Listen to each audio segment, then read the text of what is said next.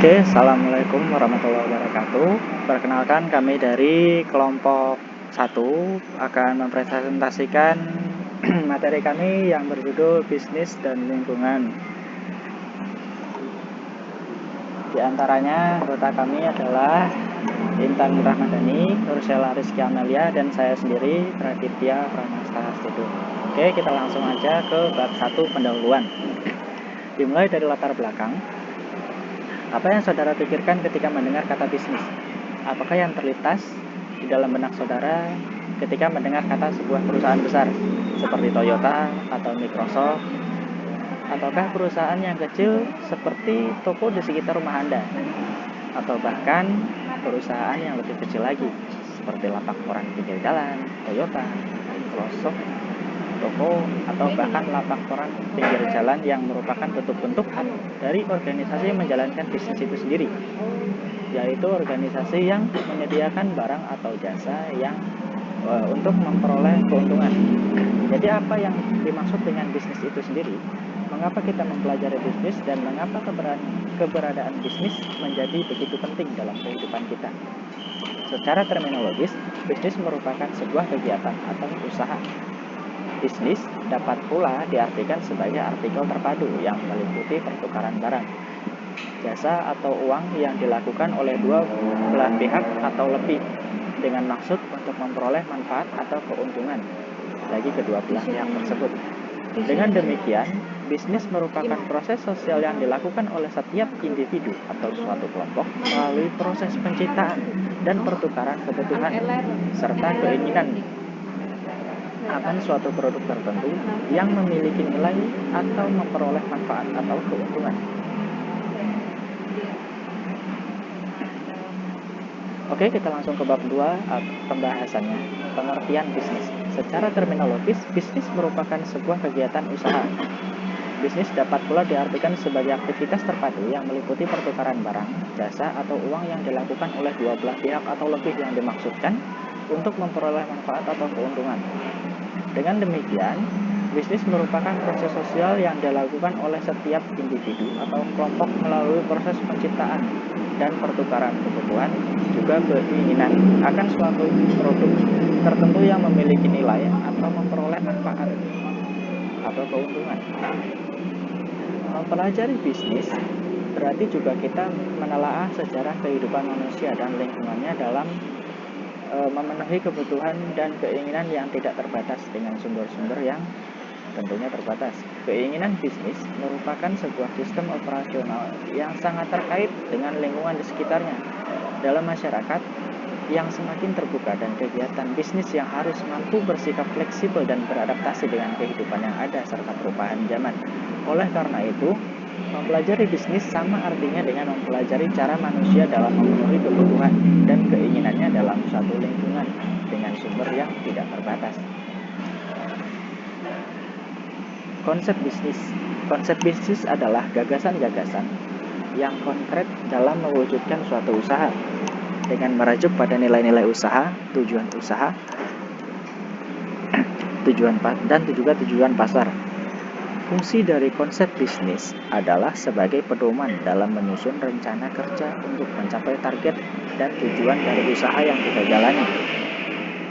Sebagai contoh, konsep menurut Bahri pada tahun 2008 merupakan suatu arti yang mewakili konsep mampu mengadakan abstraksi terhadap objek-objek atau benda yang dihadapi sehingga objek tersebut ditempatkan dalam golongan tertentu, di mana objek dihadirkan dalam kesadaran orang dalam bentuk representasi mental tidak berperaga. Konsep juga dapat dilambangkan dalam bentuk kata. Pentingnya memprediksi konsep bisnis yang bisa membantu untuk menentukan konsep bisnis yang cocok untuk usaha ke depan. Dengan mempresentasikan konsep bisnis, kamu bisa mendapatkan beberapa keuntungan seperti merancang strategi yang matang, mencari sumber dana, bisnis menjadi lebih fokus dan terarah, serta adanya prediksi di masa depan. Pengertian konsep bisnis secara sederhana dapat dirumuskan dari untuk siapa, dari siapa, dan oleh siapa. Ini merupakan konsep bisnis yang perlu dirumuskan ke dalam bisnis Anda nantinya. Konsep pemasaran dalam bisnis saat ini dijalankan secara online dan offline, bahkan menggabungkan keduanya atau disebut retail omnichannel. Omnichannel dengan kata lain itu adalah suatu aktivitas pemasaran yang melibatkan lebih dari satu saluran pemasaran yang dijalankan seperti toko fisik, sosial media, SEO, dan lain-lainnya. Jenis bisnis seperti ini sudah lumayan banyak dan cukup menjadi acuan bagi para pengusaha-pengusaha zaman sekarang, terutama bagi mereka para pemula yang ingin memulai bisnis mereka tapi masih memikirkan beberapa risiko. Biasanya bisnis online ini bisa menjadi acuan dan cukup menjamin keamanan bagi para pengusaha itu sendiri, dikarenakan bisnis iklan atau pemasarannya yang lebih fleksibel, lebih mudah mengenalkan produk ke masyarakat dan lain sebagainya. Konsep pemasaran adalah rangka dalam membangun bisnis seperti mengidentifikasi pelanggan, menganalisa pelanggan, hingga mengambil keputusan untuk memahami apa yang pasar inginkan. Beberapa tahap membentuk konsep, diantaranya adalah landasan usaha yang terdiri dari filosofi, visi, dan misi. Yang kedua, tentukan siapa target market atau target pasar yang akan menjadi konsumen produk atau jasa dari usaha Anda, baik secara demografi maupun geografi. Selanjutnya, memunculkan gagasan atau ide di setiap lini usaha yang menjadi konsep dengan mengacu pada landasan usaha dan target pasar. Ya, di sini ada jenis konsep bisnis. Beberapanya adalah online to offline. Konsep bisnis ini memungkinkan pelanggan untuk bisa membeli secara online dan mengembalikan secara offline, bahkan sebaliknya. Yang kedua, bisnis to bisnis, yakni jika kita menjual jasa atau produk perusahaan ke perusahaan lainnya. Yang ketiga, customer to customer, yaitu bisnis berkonsep jasa atau produk yang dijual dan ditawarkan dari pelanggan ke pelanggan lainnya. Ada beberapa hal yang perlu diperhatikan dalam jual beli sehingga dapat membawa pada pola transaksi jual beli yang sehat dan menyenangkan. Oleh karena itu, tidak cukup untuk mengetahui hukum jual beli tanpa adanya pengetahuan tentang konsep pelaksanaan transaksi jual beli tersebut. Di samping itu, konsep tersebut juga merupakan komponen dalam konsep jual beli dalam fikih Islam. Jika diperlihatkan secara global, memang perilaku tersebut kelihatan remeh, tetapi sebaliknya, jika benar-benar diperhatikan, maka akan dapat membuat pola transaksi jual beli yang sehat, menyenangkan, dan bahkan dapat menguntungkan. Konsep-konsepnya diantaranya adalah: 1.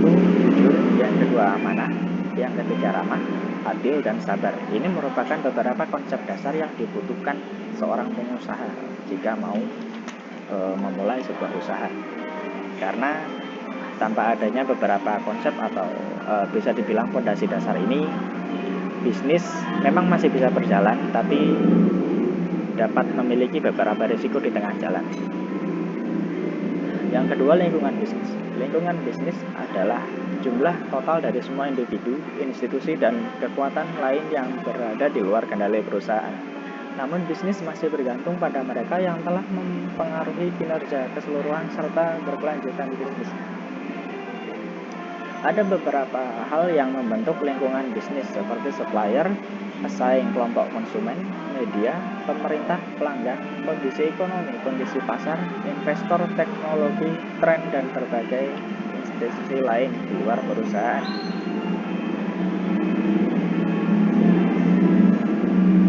Beberapa fakta mengenai lingkungan bisnis diantaranya: 1.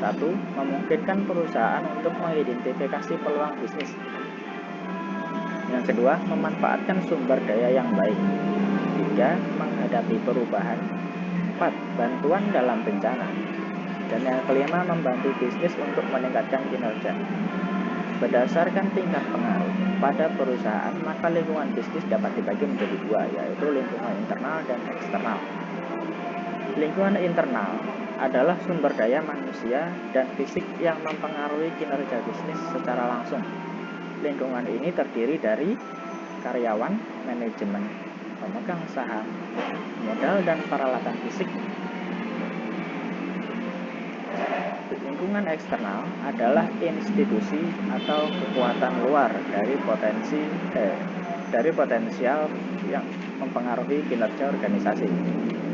Lingkungan eksternal terdiri dari dua komponen. Satu, lingkungan khusus. Lingkungan khusus adalah bagian dari lingkungan yang secara langsung relevan terhadap pencapaian tujuan organisasi. Lingkungan khusus juga meliputi orang-orang yang mempunyai kepentingan dalam organisasi, seperti konsumen, pemasok, pesaing, dan kreditor. Pengertian konsumen di sini, sebagaimana diketahui, perusahaan ada untuk memenuhi kebutuhan konsumen. Konsumen atau pelanggan juga merupakan kelompok potensial yang mengkonsumsi output atau barang dan jasa yang dihasilkan perusahaan atau organisasi bisnis tersebut.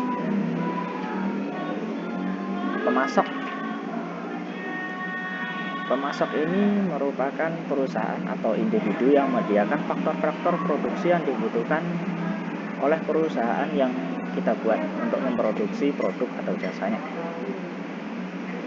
Pasokan-pasokan ini meliputi penyediaan bahan seperti buku atau material, peralatan, input keuangan, dan tenaga kerja juga yang lainnya.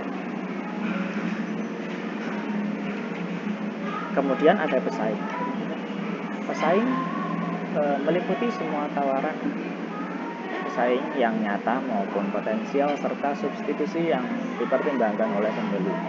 Biasanya setiap perusahaan mempunyai satu atau lebih pesaing. Perusahaan juga perlu untuk lebih memuaskan kebutuhan dan keinginan konsumen melalui penawaran produk dan jasa yang lebih baik daripada pesaingnya untuk menjaga supaya usaha yang dia jalankan tidak kalah dari pesaing atau kompetitor lainnya.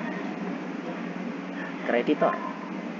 Perusahaan perlu memperhatikan kreditor atau kelompok kepentingan tertentu yang mempengaruhi kegiatan organisasi secara finansial, atau juga bisa disebut institusi keuangan atau individu yang memberikan pinjaman dana. Kreditor misalnya seperti bank yang akan menganalisis secara seksama dan teliti mengenai perkembangan bisnis dan konsensi dari suatu perusahaan, karena bank sangat berkepentingan dalam hal pencegahan terjadinya kredit macet atau ketidakmampuan perusahaan dalam mengembalikan pinjaman yang diberikan. Kemudian ada lingkungan umum. Lingkungan umum meliputi berbagai faktor, antara lain kondisi ekonomi, politik, hukum, sosial, budaya, demografi, teknologi, dan kondisi global yang mungkin mempengaruhi organisasi. Perubahan lingkungan umum biasanya tidak mempunyai dampak besar dalam perubahan lingkungan khusus.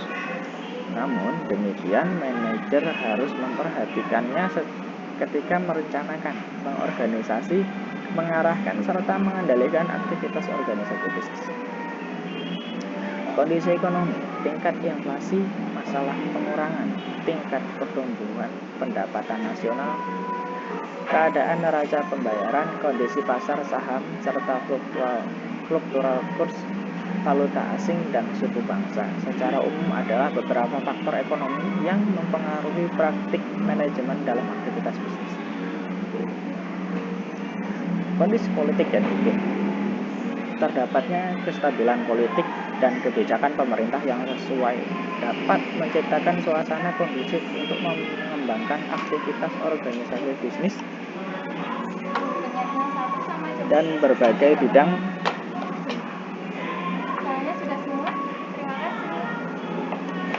Pertimbangan hukum juga perlu diperhatikan perusahaan, antara lain adanya peraturan pemerintah mengenai pembentukan dan pengawasan organisasi yang membatasi kebijakan manajerial, termasuk dalam hal pengelolaan sumber daya manusia. Kondisi sosial budaya. Para manajer perlu memperhatikan adanya perubahan sosial budaya dalam masyarakat, khususnya pola dan tren pasar yang ditujukan manajer melalui manajer perlu menyesuaikan strategi bisnis terutama pemasarannya dengan kondisi nilai-nilai sosial, kebiasaan, dan selera konsumen. Sebagai contoh, saat ini tren nilai dan selera masyarakat perkotaan adalah kembali ke alam sehingga perusahaan perlu menyesuaikan strategi pemasarannya, misal dengan membuat produk yang alami tanpa bahan pengawet. Kondisi demografi mencakup kebiasaan yang berlaku dalam karakteristik fisik dari populasi seperti jenis kelamin, usia, tingkat pendidikan, lokasi geografis, pendapatan, konsumsi keluarga. Perubahan pada karakteristik ini dapat berpengaruh pada kebijakan manajemen perusahaan dalam merencanakan, mengorganisasikan, memimpin, dan mengontrol organisasi bisnisnya. Teknologi merupakan salah satu faktor lingkungan umum yang paling dramatis atau paling cepat mengalami perubahan. Teknologi pun menjadi salah satu faktor yang mempengaruhi keputusan manajemen, terutama dalam hal pengembangan produk. Seperti contoh saat ini, dinamika industri ponsel sedang berkembang pesat. Kita selalu mendapatkan informasi tentang adanya tawaran untuk produk ponsel dari berbagai fitur dan manfaat baru dalam waktu yang sangat cepat.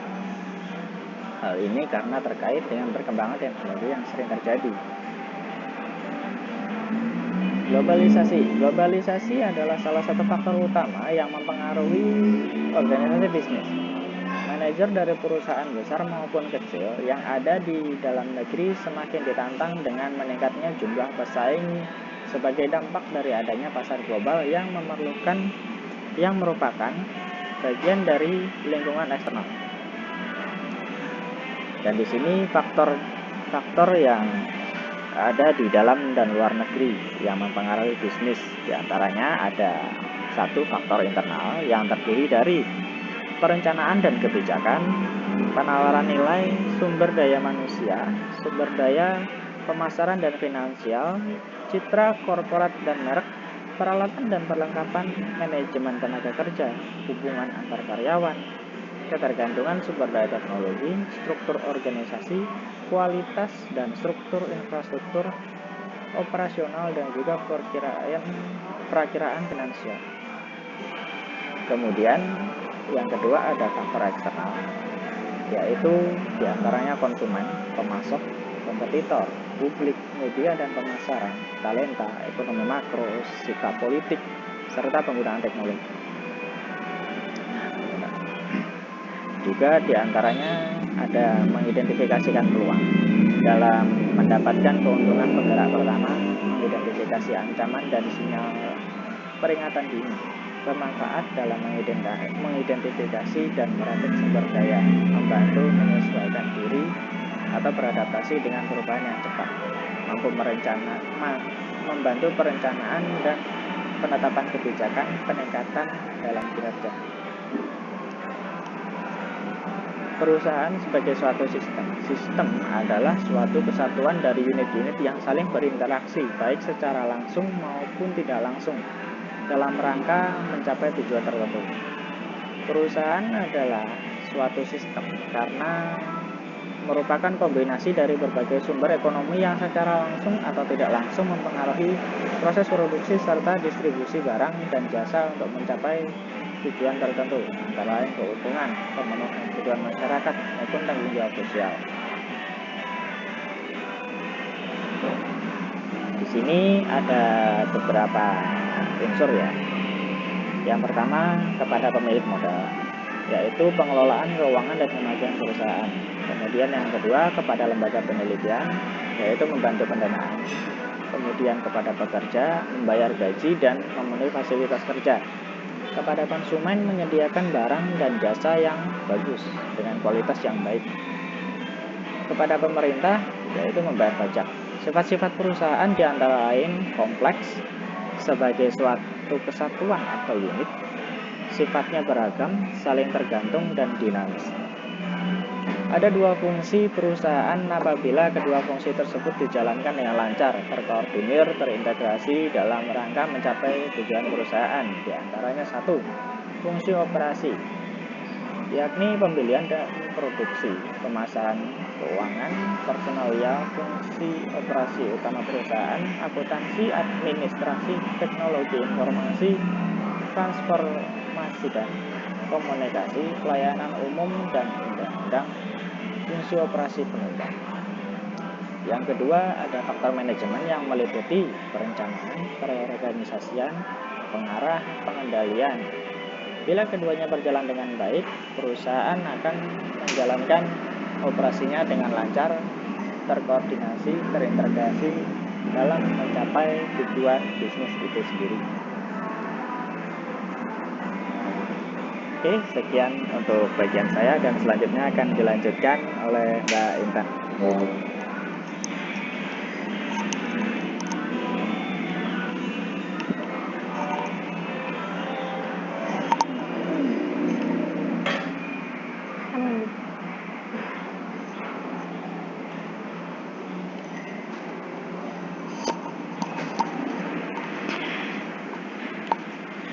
Ciri-ciri perusahaan mencerminkan kekhasan yang membuat perusahaan bersangkutan mudah dikendalikan. Ciri umumnya, yang pertama itu operatif, kedua adanya aktivitas ekonomi yang berkenaan dengan kegiatan produksi, penyedia, distribusi barang dan jasa. Yang ketiga koordinatif. Yang keempat diperlukan koordinatif semua pihak agar saling mendukung satu sama lain untuk mencapai tujuan. Yang kelima reguler.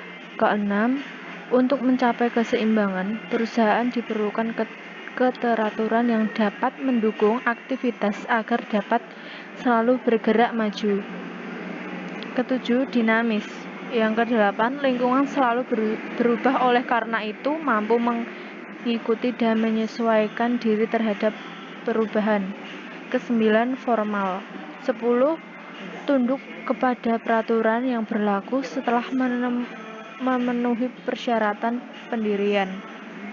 11, lokasi. Yang ke-12, perusahaan didirikan pada suatu tempat tertentu dalam suatu kawasan yang secara geografis jelas.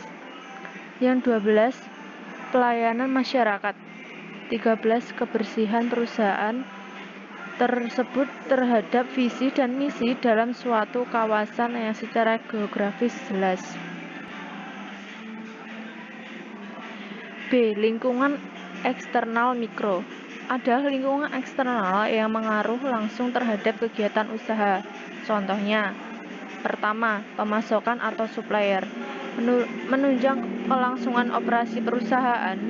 Kedua, perantara, misalnya distributor, pengecer yang berperan dalam pendistribusian hasil-hasil produksi dan ke konsumen.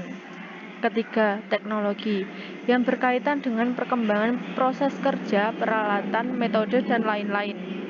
Yang keempat, pasar, sebagai sasaran dari produksi yang dihasilkan perusahaan.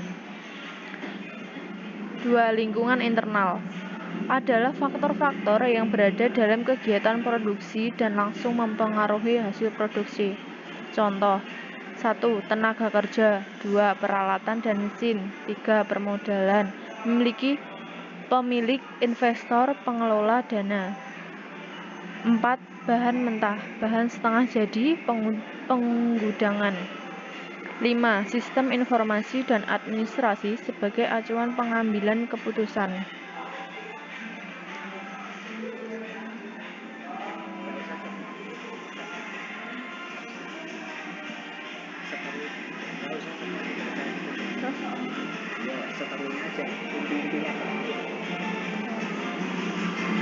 Bab 3, penutup.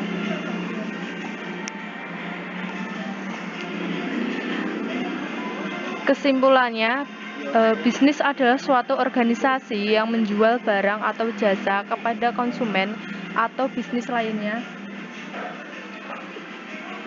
untuk mendapatkan laba. Dari analisis di atas, penulis dapat menyimpulkan bahwa penjelasan suatu bisnis itu tidak mudah kita harus memahami terlebih dahulu apa saja komponen-komponen yang di dalam bisnis sehingga kita tidak mengalami kerugian atau gulung tikar dari usaha yang kita jelaskan. Ya udah nanti kesimpulannya.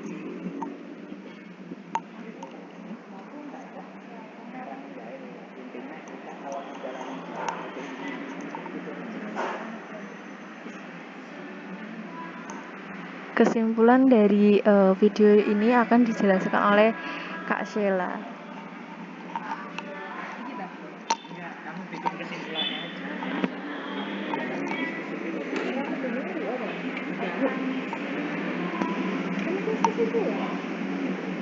Ya, itu kamu nambahin sendiri aja.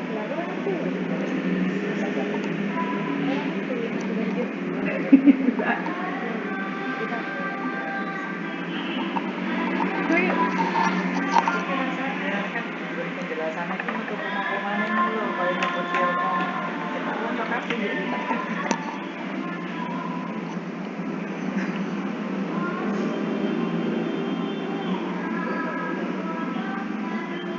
Baiklah, demikian presentasi dari kami. Bila ada kurangnya, kami mohon maaf.